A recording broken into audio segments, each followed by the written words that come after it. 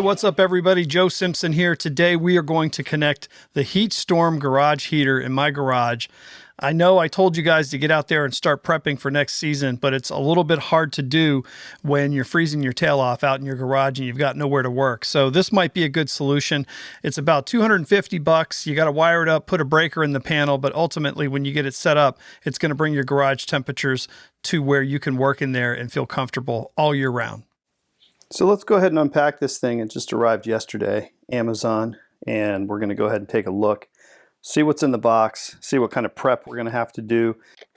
So this unit cost me $246.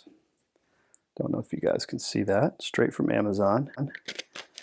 And this is called the HS6000 GC hardwired 240 volt, 3000 to 6000 watt garage heater. Now some of the features that it has a thermostat, it's got Wi-Fi control, which probably should be good, and it has Alexa and Google Assistant. Let's see what's inside the box. I'm sitting here at 6 a.m. doing an unboxing. I told you guys to start getting ready for the next season of fishing. I go outside to do that, to start doing a video about getting ready for the next season of fishing, and it's too cold. Hey, got to do something about that. A nicely packed styrofoam. Looks like the whole thing has to come out together. Not terribly heavy, it's just kind of snug in the box. Here's the unit. Let's flip it up on end. It looks like this is the mounting bracket. Goes around the unit. You can either mount it like on the ceiling or you can mount it on a wall. So this is the unit right here. As you can see, the face. You've got your control panel. This looks like your exhaust where the heat comes out. It weighs about, I don't know, 15, 20 pounds. On the back side, looks like there's the intake. And then there's your connection point for your wiring. Now on this unit, they have a quick start guide that shows you some maintenance tips, some app download links, and a hotline. And that's about it, guys. Not much to look at. A gray box with some controls and an exhaust. And that's really what it's all about. I think I'm going to try to mount this as low as I can in my ceiling so the heat doesn't just sit up in the ceiling. I know it's going to rise anyway, but if I can start the heat a little lower, maybe it'll get some circulation, and then I might have to add some fans in that garage. One thing to note, there is a connection hole right there for the wiring to come down, which is right where that corner is, where you guys connect and hook everything up. Let's take a look at the accessories that are in the box. Another bracket adapter type piece. So I would say this goes like this to allow this thing to mount on the ceiling, but maybe turn, pivot, swivel.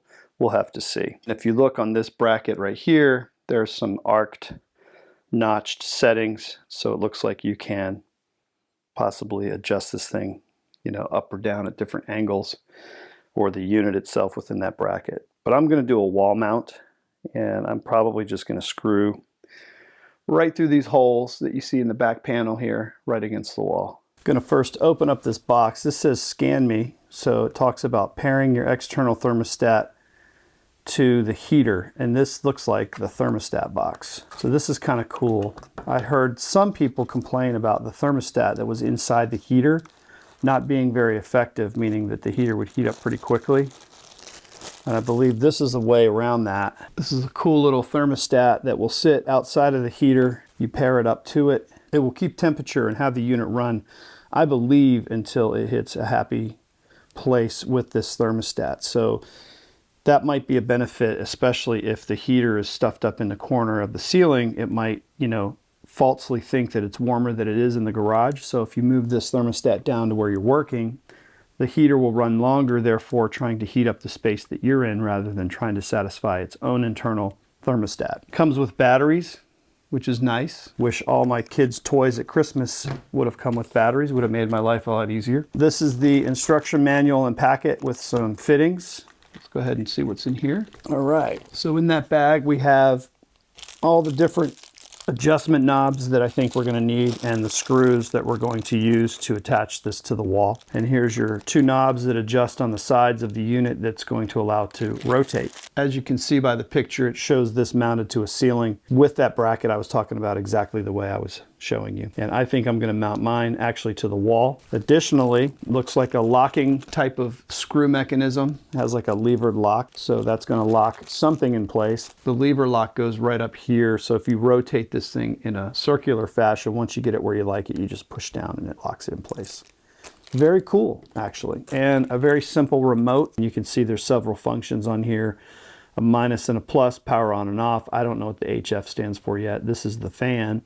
And then this is a timer right here. So you could probably set this thing to run for a certain amount of time and shut off. Also, one thing to note, which is really cool, I think this is magnet back here mounted on the back of the unit, which is going to allow you to stick it onto a metal door or a refrigerator or something like that you might have in your garage. And then this is the plastic pull out to activate the battery, which is inside. It is a CR2025 battery, which goes in this unit, which is going to be easy to find and easy to replace. We'll do a deeper dive into the user manual as we get further into this install process. As you can see, this unit can be mounted, swiveled, and here's the bracket and locking assembly that I was showing you before. They talk about suitable spots where to mount the heater, distances, things of that nature, and then also it shows you the wall mount technique, which is probably what I'm going to do. I'm going to have my electrician come today and help me run this cable. It has 8-gauge internal wires. He's going to know which size is going to be good for this. And then it has a pairing of the external thermostat, the Smart Life app that you can download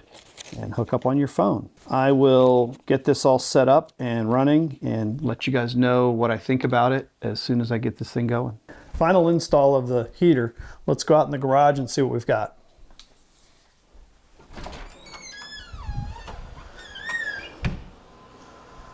So as you can see, my mounting position is on the wall there, and I have it turned down so it blows the hot air down out of the ceiling as much as possible.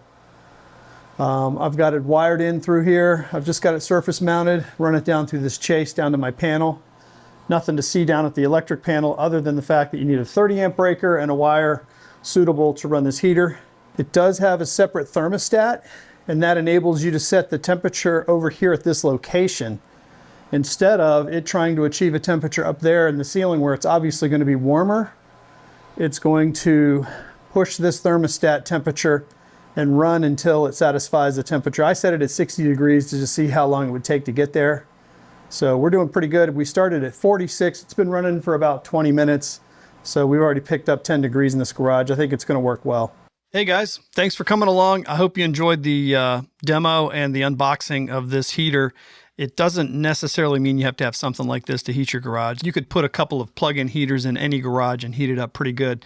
But I wanted something a little more permanent, and I wanted something that I could function and operate with Wi-Fi or some type of app or connection. So this is a pretty good one. Check it out down below. I have it in the links. And then if you want any questions answered, just ask them, and I'll do the best I can with any information that you need. Thanks so much. Have a good rest of the weekend. Later.